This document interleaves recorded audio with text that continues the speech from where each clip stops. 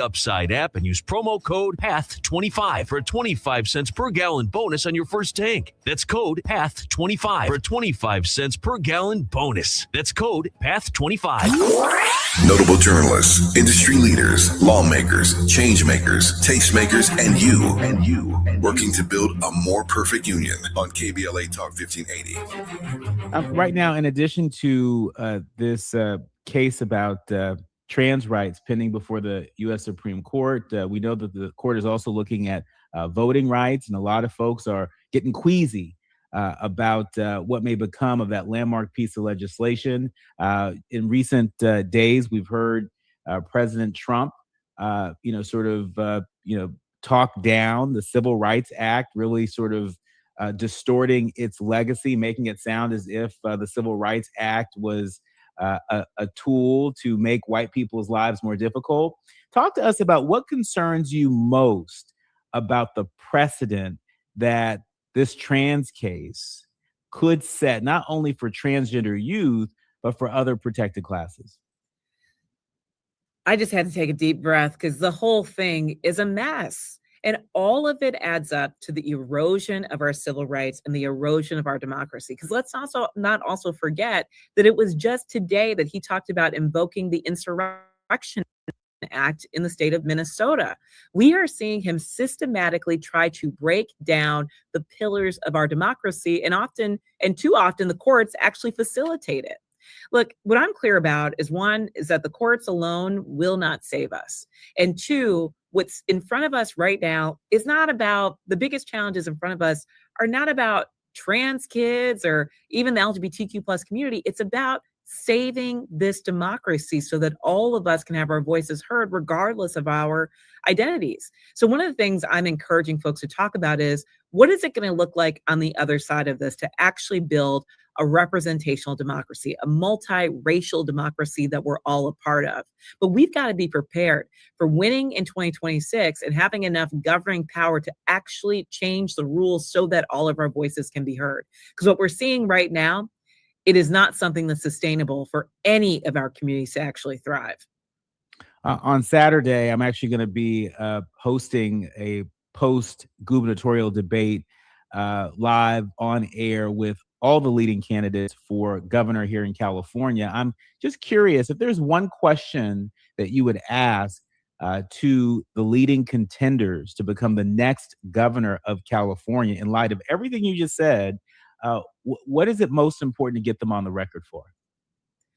I'm curious about two things. One, tell me your plan for protecting this democracy for the long term, because I want to hear people really share a vision of what that looks like and means. And two, I believe that the most powerful resource that we have in this democracy are our people. And right now, the polarization, the divides, the attacks on folks, they're just not sustainable. So what is your plan for really bringing this country back together around creating a democracy that we can all be proud of, including and especially folks who look and love like me, Black folks and queer folks and the immigrant neighbors that we have? We know that part of what makes that challenging, even when they do have a vision, is the distortion of that vision by way of mis and disinformation. I want to talk about disinformation and moral panic. We're seeing coordinated misinformation campaigns around gender, coordinated misinformation campaigns around sexuality. How do you see this moment echoing past moral panics used to roll back civil rights? I mean, you can see it right there. The history is right in front of us. Folks want to use the Gestapo comparison when talking about ICE. I've also heard us look at the slave catcher comparison as well. I mean, everything that we're seeing right now is a textbook on how you dismantle democracy. And it's not only about the history of the United States. I think that we're looking at the history of the world and what it's really meant to stand up to authoritarianism when it shows and rears its ugly head. This is an incredibly important moment. And I heard somebody talk about what's happening now as feeling a sense of heartbreak for our country. And I believe that that's true. There's an opportunity for us to rebuild something different right now, but we've got to start by addressing the attacks. And I think, if there's one thing I could say that we need to learn from previous election cycles, is that when they come at us spending hundreds of millions of dollars on lies and misinformation, particularly these attacks against the trans community. We can't be silent. We can't think we're taking the Michelle Obama higher ground and keep it moving. No, we need to be clear about our values, speak authentically and directly to people about things that they care about, and to go on the offense, to turn the tables on them. Because at the end of the day, voters trust pro-equality candidates more so than the opposition. But we've got to show them that we've actually got a plan and that we can fight back. Speaking of fighting back, there are a number of folks who've been organizing across the country as these ICE raids have whipped up in Minneapolis and other parts of the country. We know that the loss of life, the murder of Renee Good in Minneapolis and Keith Porter here in Northridge, California, there are a number of folks that are channeling their rage, their outrage into action. Renee Good had a wife. Renee Good had 3 kids. Renee Good was acting as a legal observer. And Renee Good got shot in the head and lost her life. How are you reflecting on that as someone that is, a leader in the movement? People look to you for guidance, for inspiration. How are you reflecting on these most recent events, and what would you offer to our leaders, learners, and listeners in terms of channeling that rage into something that can actually move us forward? It is absolutely horrific. And seeing the escalations that this president has put forward is sickening. In the wake of all this, true leadership should be about de-escalating, about honoring her life and her legacy, about accountability, not calling the victim a domestic terrorist, but instead accountability against the ICE officer who summarily executed her in the middle of the street.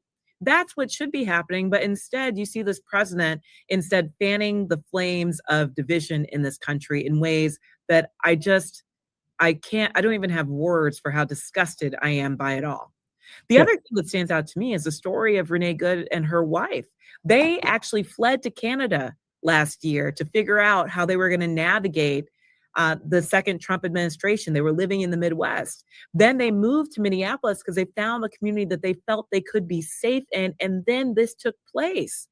All of us are simply trying to find communities where we can live, we can raise our kids, we can be safe, we can use our talents to thrive. And that was stolen from not only them, but their neighbors too. We have to make sure that her life wasn't lost in vain. I think you see the people of Minneapolis and the people of the country rising up to make sure that that's the case. As a wife yourself, as the mother of 2 children yourself, what do you want to say to Renee Good's widow? What do you want to say to her kids? We are not giving up. We will make sure that every action that we take is to honor the wife and mother who gave her life for her immigrant neighbors. And we'll make sure that we also hold that responsibility to show up for our neighbors in every way that we can.